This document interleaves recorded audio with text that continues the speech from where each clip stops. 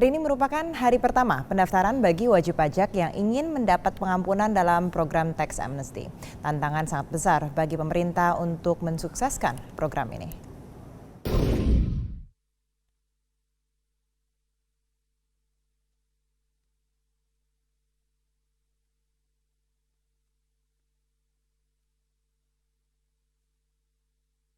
Untuk melayani calon peserta tax amnesty.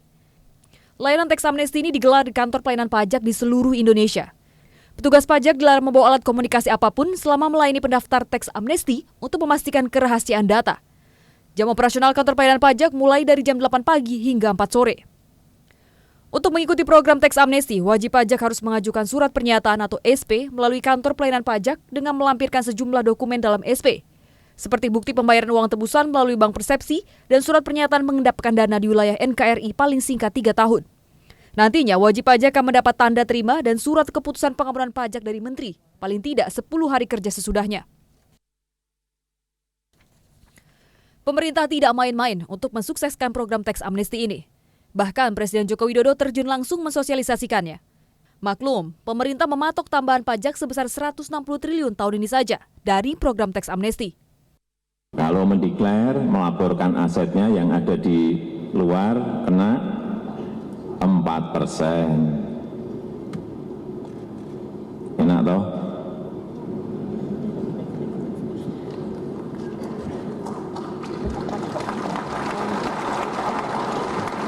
Daripada nanti tahun 2018, kalau ini sudah ditutup, amnesti pajak ini, kemudian nanti ada keterbukaan informasi, nah, saya nggak nakut-nakuti loh. Karena saya memang tidak ingin menakut-nakuti, saya ingin mengajak. Wajib pajak yang mengikuti program tax amnesty sendiri ada 2 jenis, yaitu repatriasi bagi pemilik dana di luar negeri dan deklarasi bagi pemilik dana di dalam negeri. Asosiasi Pengusaha Indonesia menilai potensi partisipan tax amnesty paling banyak berasal dari dalam negeri. Kita perkirakan mungkin angkanya kalau dari jumlah per wajib pajaknya ya, mungkin bisa diikuti lebih dari 1000-an orang mungkin ya. Dari sekitar 1000-an. Dan ini nanti yang kita perkirakan juga akan banyak yang berpartisipasi yang dari dalam negeri. Yang deklarasi dalam negeri ini juga kemungkinan akan cukup besar ya, karena banyak memang wajib pajak yang belum sempat melaporkan kekayaan mereka terakhir. Sementara itu, untuk menarik dana dari luar negeri, pemerintah akan menghadapi sejumlah hadangan. Di antaranya Singapura. Sejumlah bank di negeri Singa ini mulai menerapkan bunga 0% bagi dana WNI dengan tujuan menghambat repatriasi dana ke Indonesia. Tim Liputan Metro TV. Program tax amnesty resmi direalisasikan hari ini. Sejumlah tantangan menghadang baik dari dalam dan luar negeri. Dari dalam negeri ada sejumlah gugatan dari LSM, sedangkan dari luar negeri hadangan misalnya datang dari Singapura yang berusaha menahan agar dana WNI di negeri itu tidak kembali ke Indonesia. Bagaimana seharusnya Indonesia menyikapi situasi ini? Kita akan membahasnya bersama Dirjen Pajak, Bapak Ken Dwi Jugiastiadi. Kemudian ada Bapak Haryadi Sukamdhani, Ketua Umum Asosiasi Pengusaha Indonesia, dan juga ada Bapak Justinus Prastowo, Direktur Center for Indonesia Taxation Analysis. Saya sapa dulu ke Pak Ken. Pak Ken, hari ini sepi pendaftar Pak di hari pertama. Apakah ini kurang sosialisasi? Selamat malam Mbak Andini, dan selamat malam Mas Prastowo dan Mas Haryadi. Sebenarnya bukan sepi. Tadi siang saya dengan Pak Menteri itu mendatangi kantor wajib pajak besar di Sudirman, dan mereka sudah siap. Memang amnesti ini tidak sama seperti orang mendaftarkan SPT terus pakai tenda, enggak. Karena kami memberikan kenyamanan, keamanan, dan lain sebagainya agar para pendaftar tax amnesty ini bisa dilaksanakan dengan baik. Demikian Mbak Andini. Pak Ken, ada juga yang ingin mendapatkan jaminan bahwa nanti treatmentnya itu sama dari pusat sampai ke daerah, dari DJP. Apakah DJP sendiri bisa menjamin akan mendapatkan treatment yang sama Pak di seluruh jajaran Dirjen DJP?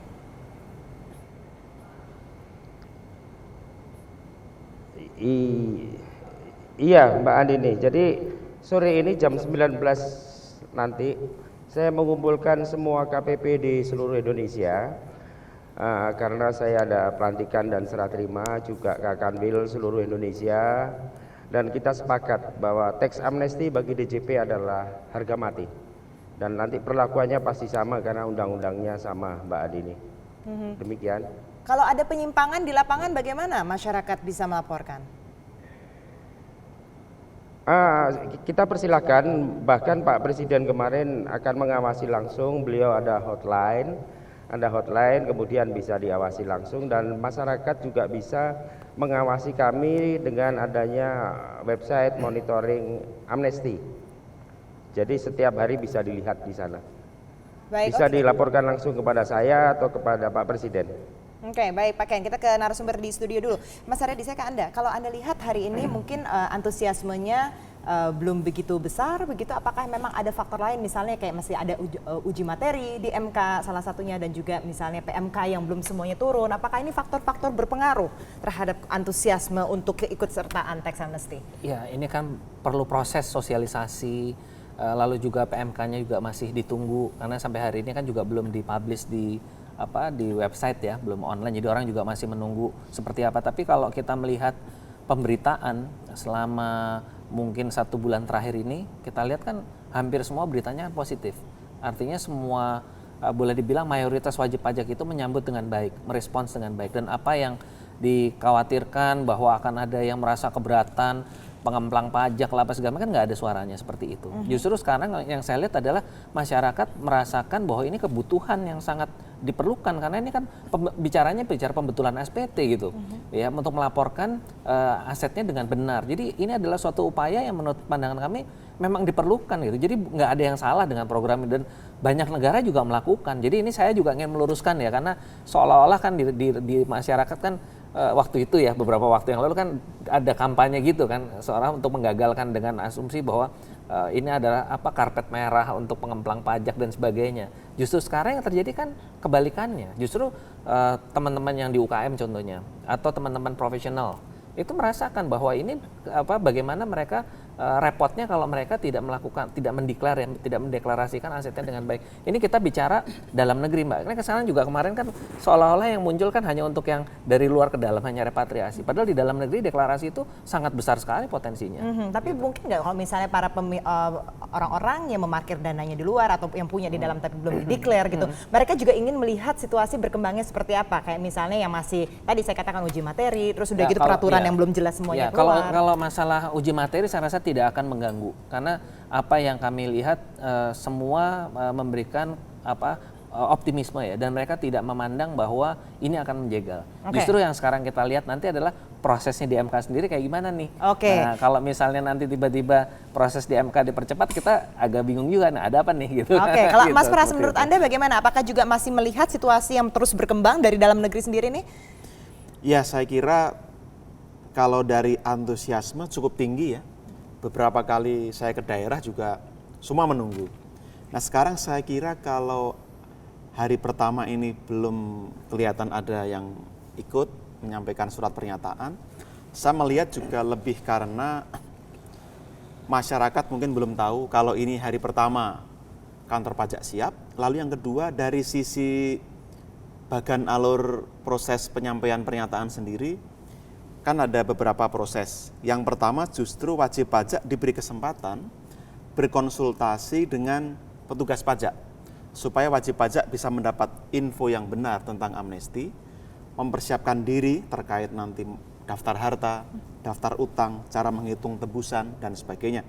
Jadi saya kira 1 minggu pertama ini akan lebih dimanfaatkan untuk konsultasi oleh wajib pajak ke petugas pajak. Maka kesiapan di lapangan yang penting sekarang bukan administrasi mengelola pernyataan wajib pajak, tapi lebih kepada bagaimana kita menyampaikan pesan kepada masyarakat supaya bisa menangkap apa esensi amnesti dengan mudah, lalu bagaimana cara ikut prosedurnya, dan pada akhirnya mungkin nanti di minggu kedua atau ketiga sudah bisa kelihatan siapa yang akan ikut pengampunan pajak. Tapi membuat khawatir nggak proses yang sedang bergulir di MK ini terhadap confidence-nya juga terhadap para wajib pajak tersebut? Ya yang pertama tentu mengajukan uji materi itu hak demokratis ya, hak konstitusional dari setiap warga negara. Tapi yang kedua, kalau saya melihat dari substansi undang-undang lalu dari pemohon sendiri, rasanya pemerintah dan DPR dalam posisi yang cukup kuat untuk dapat mempertahankan apa yang menjadi keberatan teman-teman yang memohon. Tetapi saya kira kalau tidak di-manage isu ini dengan baik, appetite ya, keinginan untuk ikut pengampunan pajak, amnesti pajak bisa tertunda. Setidaknya orang akan menunggu terlebih dahulu kepastian apakah pemerintah memberikan sinyal kepada masyarakat bisa memanage dengan baik, memberi kepastian, dan pada akhirnya setelah ini apa yang akan terjadi. Oke, soal apa yang akan terjadi baru saja keluar PMK yang baru, ini soal penetapan bank persepsi di mana di dalamnya ini juga ada bank asing gitu yang juga menjadi pertanyaan. Kita akan bahas setelah jeda pariwara berikut ini.